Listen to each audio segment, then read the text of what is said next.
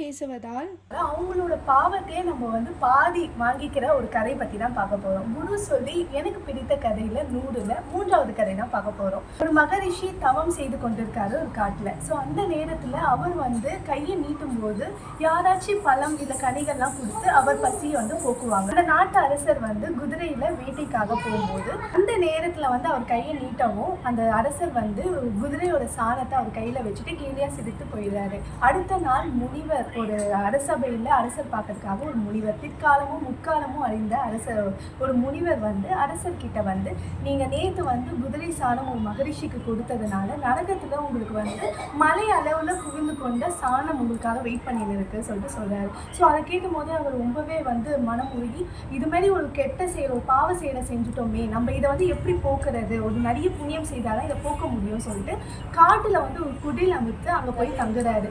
So அந்த தங்கும் போது அவர் என்ன பண்ணுறாருன்னா பெண்களுக்காக கல்யாணத்துக்காக தேவையான நகைகள் அப்புறமா பணங்கள்லாம் கொடுத்து உதவுறாரு.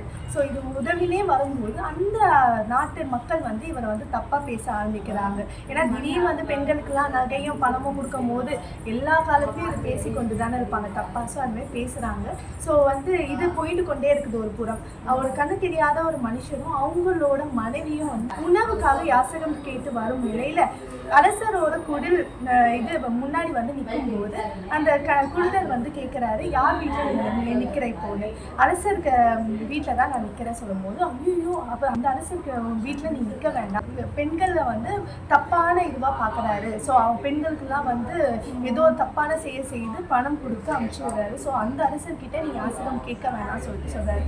அந்த மனைவிக்கு வந்து முற்காலமும் பிற்காலமும் அறிந்து அந்த குதிரை சாணம் கொடுத்ததுனால அவருக்கு உண்டான பாவத்தை போக்கத்துக்காக இதெல்லாம் பண்ணுறாருன்னு சொல்லிட்டு அந்த குருடர்கிட்ட சொல்லவும் இப்போ வந்து என்ன ஆச்சுன்னா அரசர் வந்து பாவ செயலை வந்து கொஞ்சோண்டு அளவு தான் இருந்தது. அவர் செஞ்ச புண்ணியம் எல்லாம் போக்கி ஒரு அடி கைப்பிடி அளவுக்கு தான் வந்து பாவம் வந்தது. இப்போ அந்த பாவத்தை வந்து குருடர் வாங்கிட்டாரு. ஸோ அதனால அந்த மனைவி வந்து சொல்றாங்க, அந்த பாவத்தை நீ வாங்கிட்ட, இப்போ வந்து நீ அந்த பிறவிலும் வந்து கண் தெரியாத அதாவது குருடனாகவே பிறப்ப வருத்தப்படுறாங்க. ஸோ இந்த கடையிலேருந்து என்ன தெரியுதுன்னா நம்ம மற்றவங்களை பற்றி பின்னாடி பேசுறதுனால அவங்க பாவத்தை வந்து நம்ம முழுமையாக ஏற்கிறோம், இல்லை பாதி அளவுக்காச்சும் ஏற்றணும். அதனால் புறமே பேசக்கூடாதுன்னு சொல்லிட்டு அவ்வளோ அழகாக இந்த கதை சொல்லியிருக்காங்க. ஸோ நம்ம மேலும் உங்களுக்கு வந்து நிறைய ஆன்மீக கதைகளும் நிறைய புராண கதைகளும் சொல்கிறதுக்காக நான் வருவேன்.